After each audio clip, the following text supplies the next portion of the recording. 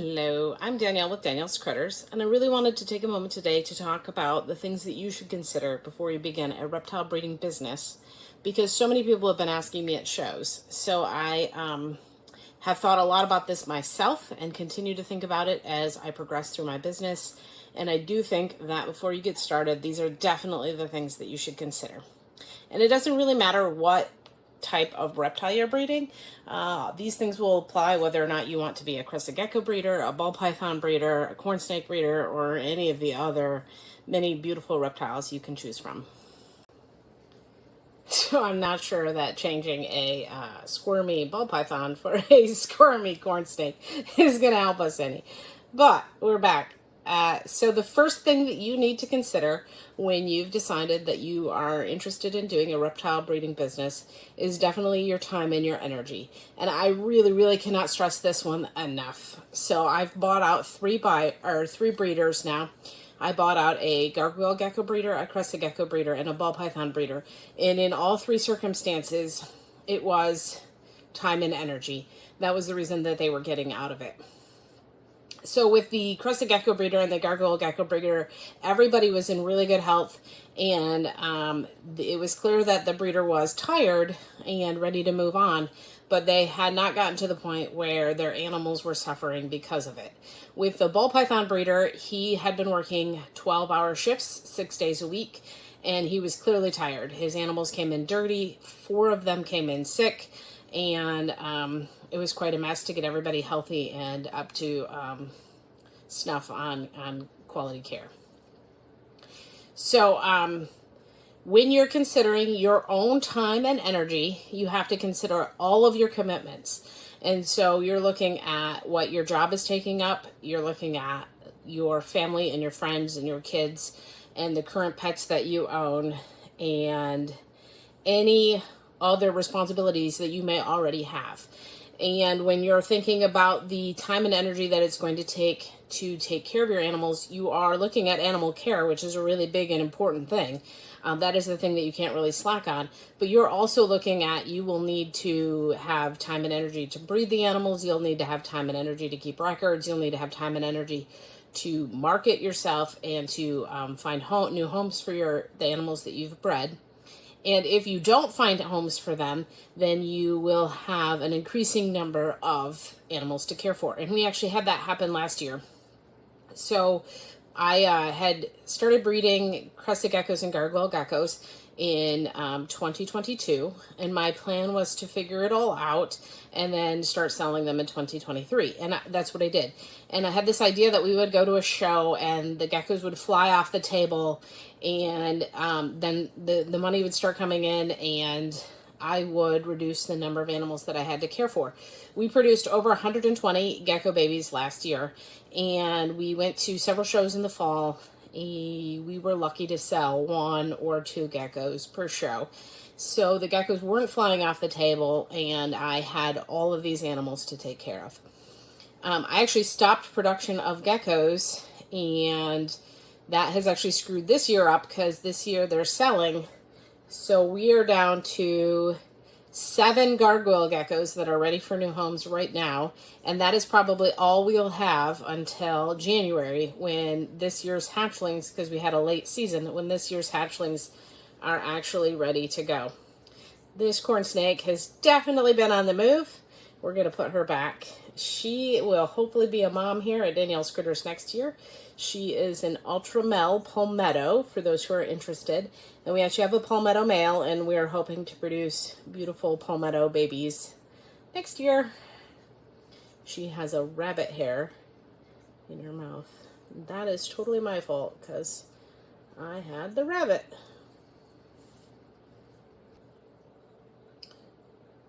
Okay, guys, I can't really emphasize the time and energy quite enough. I have one more thing to say. It works for me to do this because I don't have a job, and my kids are now 15 and 18, so they do a good job taking care of themselves for the most part.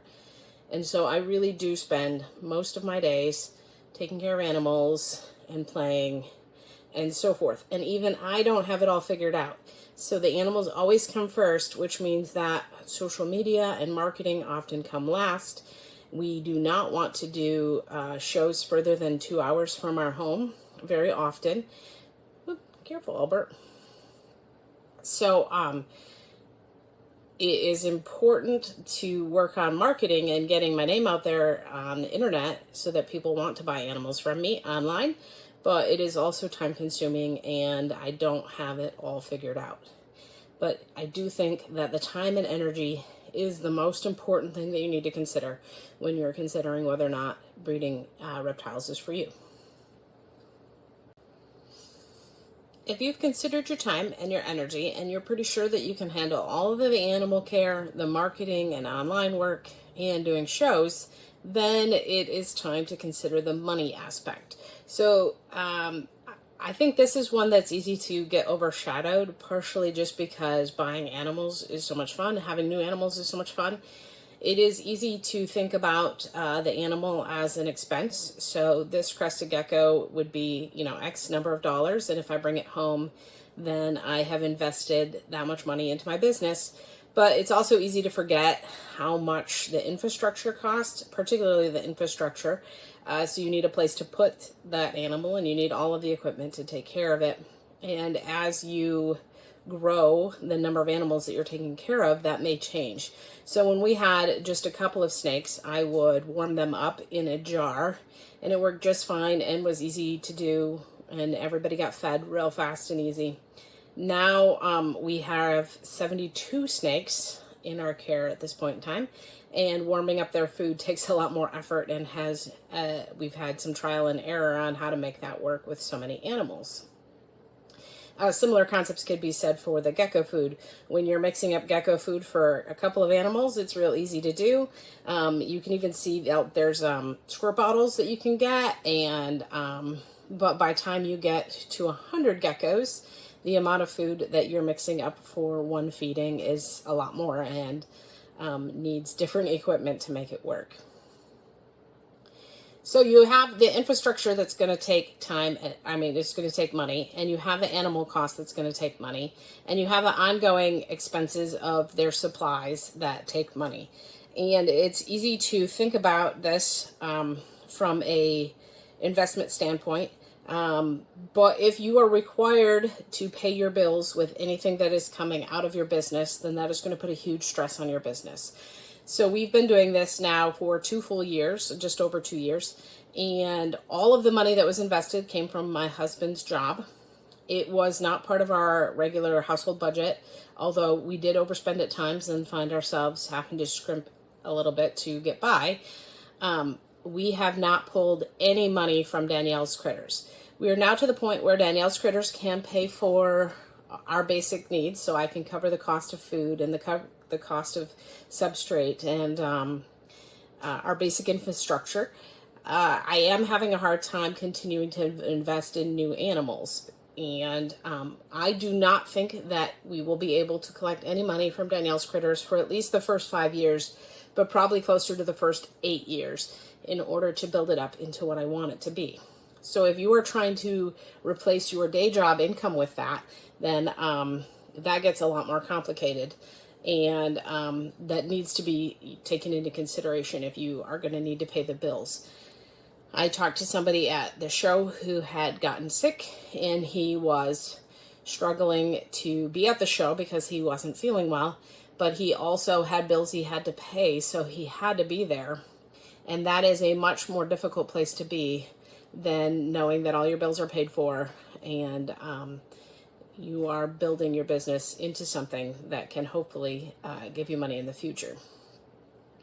Now, this is true of many businesses, so it's not like it is an abnormal thought, but it is something that you need to take into consideration, that making money this way is definitely a slow process.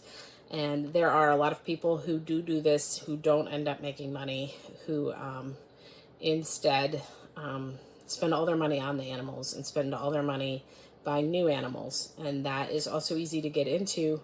So you do have to acquire some business skills to make it all work as a legitimate business. The next thing to consider is skills. So you can look at whatever skills that you already possess, and you can see how they can benefit your reptile breeding business.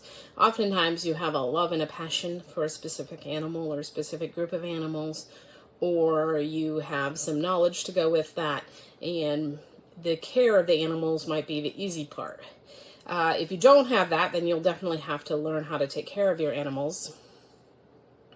Then there's the learning how to breed them, which is another stacked knowledge on there. But the harder part, I find, is the business aspect. So you're going to have to learn how to build a website. You're going to probably need to learn how to take photos and edit them for social media, do videos, and you'll have to learn how to do shows and what is required for that.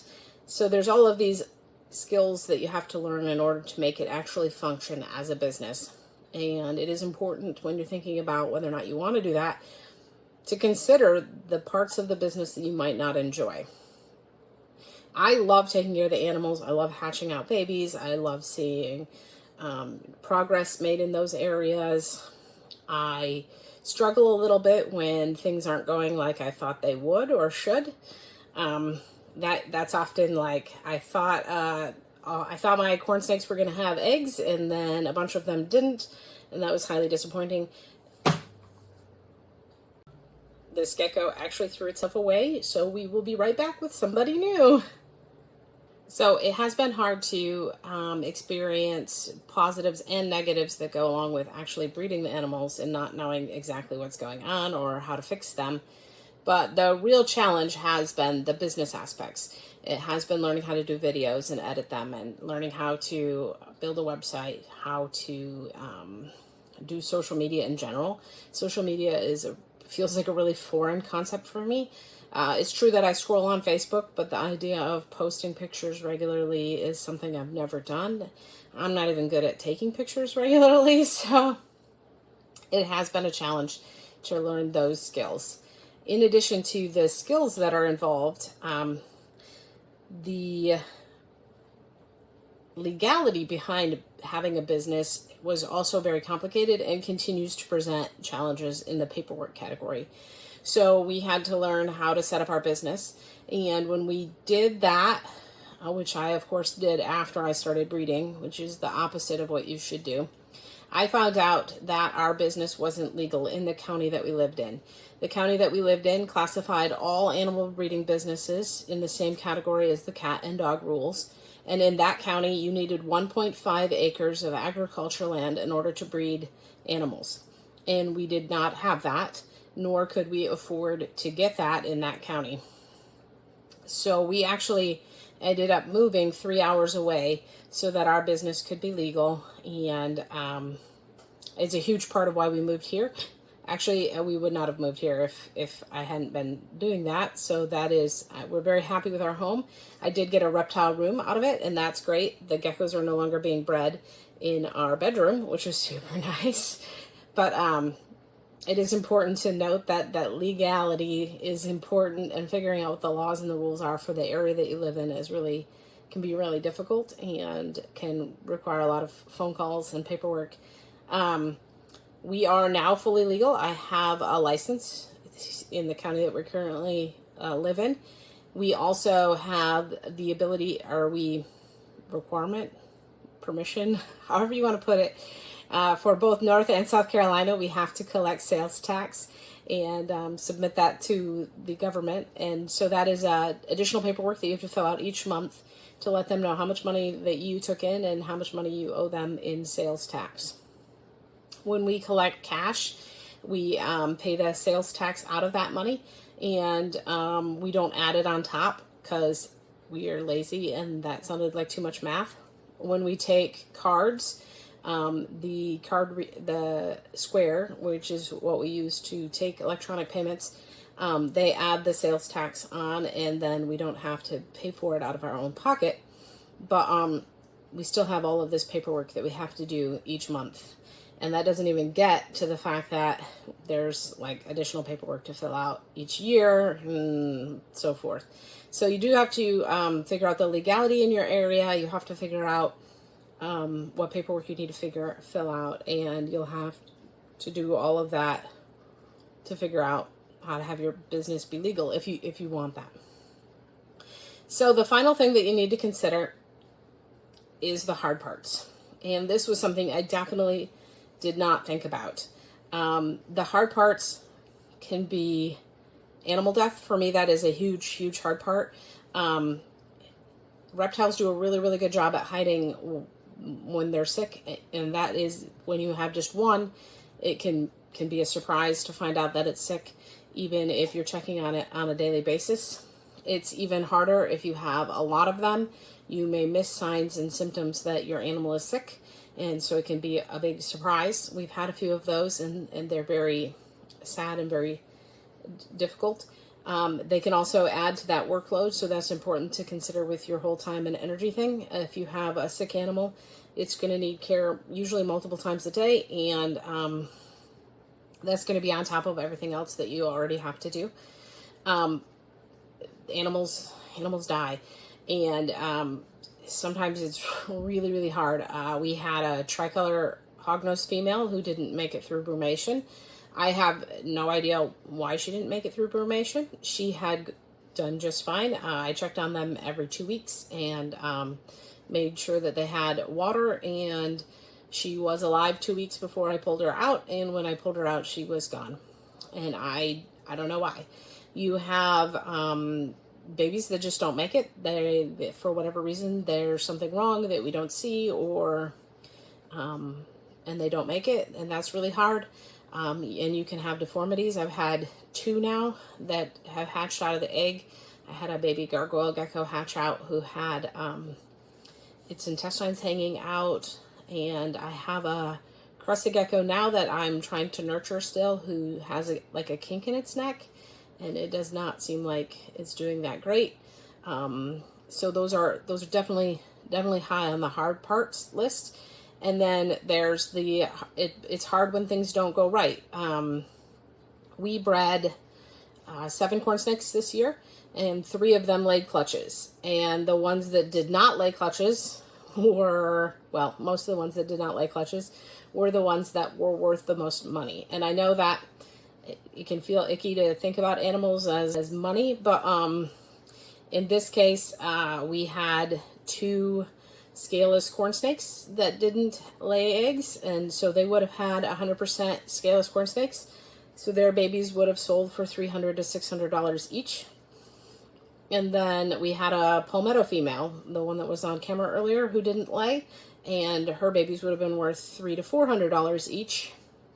So the corn snakes that did hatch are worth like $100 each, and I'm thrilled to death. We got a bunch of baby corn snakes. I love them. They're so cute and sweet, but in terms of cash flow, it's going to be a little more difficult, and it is disappointing. Then there's when you do have a lot of animals and they don't sell, you still have the stress of the cash flow problem. While we're doing way better on the cash flow, and I'm very pleased with the progress that Danielle's Critters has made, it's still very stressful. So watching the money that's in the bank and knowing what needs to come out, I need to make a frozen food order, which will be about $300 for mice and rats. And I need to make a ReptiChip order, which is about $250. And the bank account does not have that kind of money. So we are banking on the next 2 shows that we have here to cover those costs and expenses. But it is a little stressful. And sometimes your shows don't go as you had hoped. We've been doing really, really well this year. And well is kind of relative. So last year, the first show that we did in July, we paid $300 more to go to that show than we made. And that's taking into consideration just our hotel cost and our table costs. I made my husband pay for food. I'm like, we would have eaten anyway, so you get to pay for food. And we didn't cover gas costs either. So we were $300 in the hole just with the tables and the hotel. After that, we started making a little bit of money. So we were covering our hotel. We were covering our table costs. We still have not covered food or gas. Like, I've not ever put those into how, like, a profit standpoint. This year we've been making over $1,200 a show or more, until the show in Fayetteville, where we only made $700. And so it was really painful to only make $700, which made me laugh a little bit, considering the fact that last year, if we had had a $700 show at this time last year, I would have been like so thrilled, because that would have been our best show ever. And now our best show ever is over $2,000. Some people will talk about having $10,000 shows though, and some people have $3,000 shows. So it can be all over the board. So what is good for us is not necessarily exciting for other people at this point in time. And we will be, growing the number of animals that we have available. We will be growing the number of variety of animals that we have available in the next couple of years. And so I do hope that our shows continue to go up in making us money. I know that talking about money has a hit or miss as to whether or not people are happy about it. And I did give real numbers, which freaks people out a little bit. But it's important to know. And it's important to consider that, the person who says that they had a terrible show might still have made more money than you. And the person who had an excellent show might have made less money than you, because it is all relative to how you're looking at it and how you're feeling about where you're at in the time being. But having a hard show or a bad show can be really, really difficult to overcome. I know the first one, we did a whole day and we didn't sell any geckos. I sold a few isopods, and I went back to the hotel feeling really defeated, and I'm like, I have to change my mindset on this. I have to go and have fun. And I did. I had a blast. I love sharing my animals with everyone, and I know that there's a risk to letting people hold your animals at shows, but I want people to fall in love with them, and I want people to have great experiences. And so I did have a lot of fun at the show, and I continue to have fun at the show even when we don't have like massive sales. But the truth is that it can be hard. The other thing that can be hard is when you have a growing number of babies and not those sales. And we faced that early this year when we had 120 baby geckos and they weren't selling. I had sold all our corn snakes really fast, but the geckos were going really slow. And I'm super thrilled that more and more people are taking home our geckos. I work really hard to have beautiful, healthy geckos for people to take home. I try really hard to make sure that everybody has everything that they need to be successful with the geckos that they take home. I am excited about the growing number of snakes that we have. So we actually, I'm hoping that the African house snakes, these guys here, will be ready to breed next year. This is the male, and he is super friendly. I don't know if we will have that many house snakes in the future, but I do really like them. They're soft and silky and smooth. They like to hold on, as you can see, and they're not very big, so they make great pets for most people. We'll be doing some videos on them in the near future. But I think I'm getting a little rambly here, so I'm going to try to get back on course here. I think it's really, really important that you think through all of the different aspects before you jump into breeding reptiles. And if you've gotten this far, I really appreciate it. If you are interested in breeder-related content, you should definitely drop some comments below and let me know. I have not wanted to do breeder-related content because I didn't feel like I knew enough. But the further I get in this journey, the more that I feel like I can share with people. And so if you have those questions, definitely let me know. I would love it if you took a minute to like this video and to subscribe. And next up, we actually have our egg and baby counter, which I find super exciting. And then there's also some additional great animal content there that I would love it if you took a moment to watch.